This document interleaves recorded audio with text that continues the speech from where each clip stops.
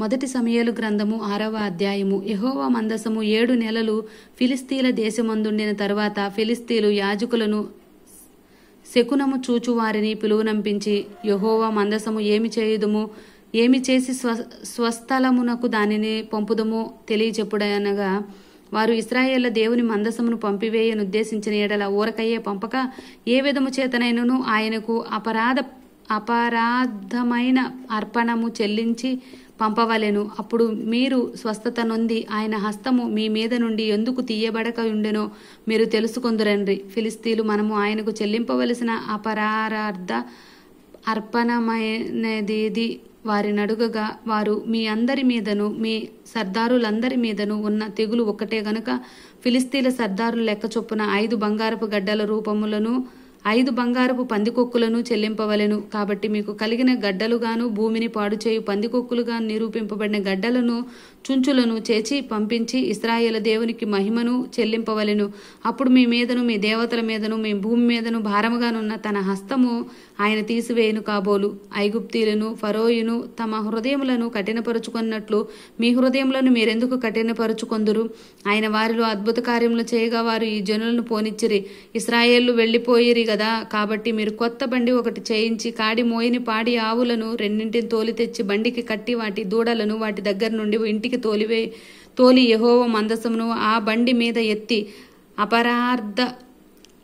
అపరాధముగా ఆయనకు మీరు అర్పింపవలసినదిగా బంగారపు వస్తువులను దాని ప్రక్కనే చిన్న పెట్టెలో ఉంచి అది మార్గమును పోవునట్లుగా విడిచిపెట్టుడి. అది బెత్షెమెషుకు పోవు మార్గమున బడి ఈ దేశపు సరిహద్దు దాటిన ఎడల ఆయనే గొప్ప కీడు మనకు చేసినని తెలుసుకొనవచ్చును.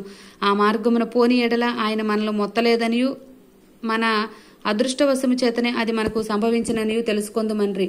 వారు అలాగున 2 పాడి ఆవులను తోలి తెచ్చి బండికి కట్టి వాటి దూడలను ఇంటి లోపల పెట్టి యెహోవా మందసమును బంగారు గడ్డలను పందికొక్కు రూపములను గల ఆ చిన్న పెట్టెను బండి మీద ఎత్తగా ఆ ఆవులు రాజమార్గమును బడి చక్కగా పోవచ్చు అరచుచు బేషెమెషు మార్గమున నడిచిను. ఫిలిస్తీన్లు సర్దార్లు వాటి వెంబడియే బేషెమెషు సరిహద్దు వరకు పోయిరి. బేషెమెషు వారు లోయలో తమ గోధుమ చేలను కోయుచుండిరి. వారి కన్నులెత్తి చూడగా మందసం వారికి కనబడిన దాన్ని చూచి వారు సంతోషించిరి. ఆ బండి బేషెమెషు వాడైన యెహోషువ యొక్క పొలములోనికి వచ్చి అక్కడనున్న ఒక పెద్ద రాతి దగ్గర నిలువగా వారు బండి యొక్క కర్రలను చీల్చి ఆవులను యెహోవాకు దహనబలిగా అర్పించిరి. లేవీలు యెహోవా మందసమును బంగారపు వస్తువులు గల ఆ చిన్న పెట్టెను దించి ఆ పెద్ద రాతి మీద ఉంచగా ఆ దినమున బేషెమెషు వారు యెహోవాకు దహన బలులను అర్పించి బలులను వధించిరి. ఫిలిస్తీన్ల సర్దార్లు 5 అంతవరకు చూచి ఈనాడే ఎక్రోనుకు తిరిగి వెళ్ళిరి.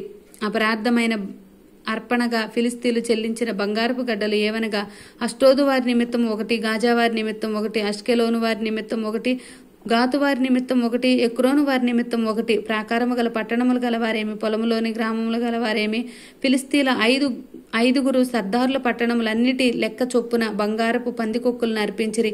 వారు యెహోవా మందసమును దింపిన పెద్ద రాయి దీనికి సాక్ష్యము. నేటి వరకు ఆ రాయి బేషెమెషు వాడైన యెహోషువ యొక్క పొలములో ఉన్నది. బేషెమెషు వారు యెహోవా మందసమును తెరచి చూడగా దేవుడు వారిని హతము చేసి ఆ జనులలో 50,070 మందిని మొత్తెను.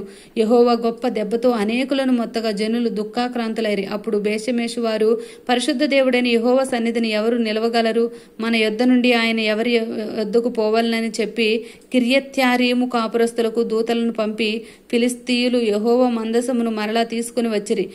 మీరు వచ్చి మీ దాపునకు దానిని తీసుకుని పోవాలని వర్తమానము పంపిరి. ఆమేన్.